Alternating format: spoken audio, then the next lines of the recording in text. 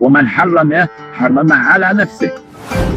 الموسيقى والغناء في اليمن مر بفترات تحريم طويلة من قبل الأئمة، حتى جاء الإمام أحمد يحيى حميد الدين إلى الحكم فخالف أباه الإمام يحيى في هذه المسألة، فأذيعت في عهده وعبر إذاعة صنعاء أغاني عديدة للفنان قاسم الأخفش والقعطبي والماس وغيرهم.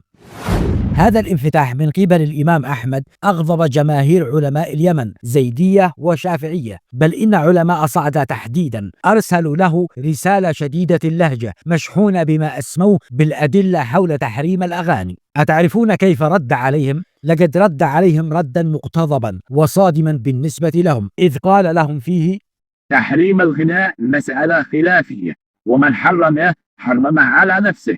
وتذكر المصادر أن الإمام أحمد كان له فنانه الخاص، وهو الفنان الراحل أحمد السالمي، كان يغني له في بعض مجالسه، حتى أن الإمام أحمد عرض على الفنان السالمي دعمه للذهاب إلى عدن ليقوم بتسجيل أغانيه هناك لدى شركة أوديو للإسطوانات، وهي الشركة التي أنشئت سنة 1938. عرض الإمام عليه ذلك، لكن السالمي اعتذر عن قبول العرض لأسباب خاصة به.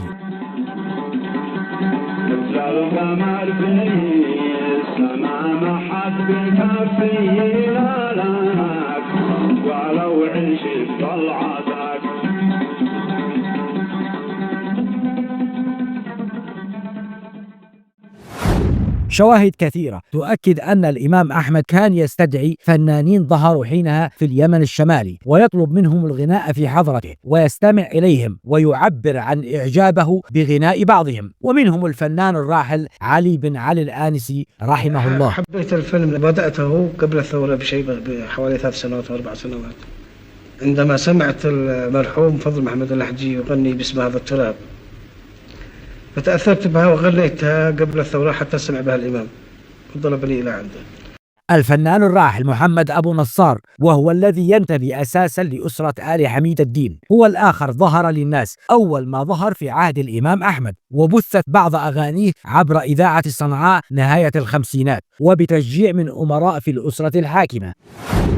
حتى الأصوات الغنائية النسائية تم تشجيع بعضهن على الغناء من قبل أمراء في أسرة الإمام أحمد، ومنهن الفنانة الراحلة تقية طويلية رحمها الله، والتي ذكرت ذلك بنفسها في إحدى المقابلات التلفزيونية. غنيت لهم بالصح، نزلت قال أنا سيدي علي بن الإمام الله يرحمه قضاك ما، قال قد جت لنا فنانة صوتها جميل جميل جميل، قلت انها ادعوها تعاني، قال لي بنت من انتي؟ قلت وانت طويلي، قال وانتي كم ليش بتغني؟ قلت ما قد لي الا دار 6 اشهر مدري 7 اشهر، قال صوتك جميل ما شاء الله، عندك احسن فنان. الله. قلت شكرا الله يحفظك يا سيدي.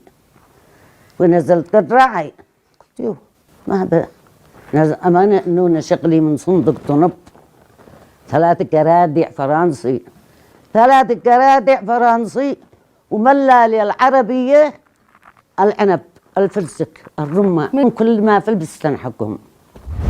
الغناء في اليمن يا جماعة الخير حكاية حكاية، لم يكن وليد سنوات أو عقود أو حتى قرون، بل ثقافة متراكمة عمرها آلاف السنين، وتدل على ذلك نقوش يمنية عديدة عليها منحوتات صورية لأشخاص يحملون آلات وترية ودفوف. على سبيل المثال ما كشفت عنه البعثة الفرنسية عن إحدى الرسومات الصخرية في محافظة صعدة، نقش عليها رسم لآلة الكنارة التي تؤرخ لعصور ما قبل التاريخ. كما عثر في منطقة الجوف في معبد أرن يدع على أعمدة تحمل مشاهد لآلات موسيقية ترافقها مجموعة من الراقصات، وهي تمثل آلات للنفخ مثل البوق والخشفيشة، ويعود تاريخ اللوحة للقرنين التاسع والثامن قبل الميلاد.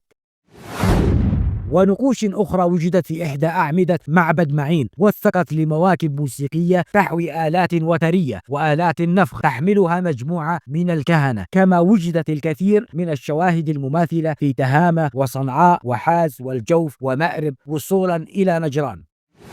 بل إن الباحث هنري جورج فارمر في كتابه عن نشأة الموسيقى أشار بكل وضوح في مقدمة الكتاب لدور الممالك العربية الجنوبية أي الممالك اليمنية وتأثيرها الهام في نشأة الموسيقى التي تؤرخ لبدايات الألف الأول قبل الميلاد.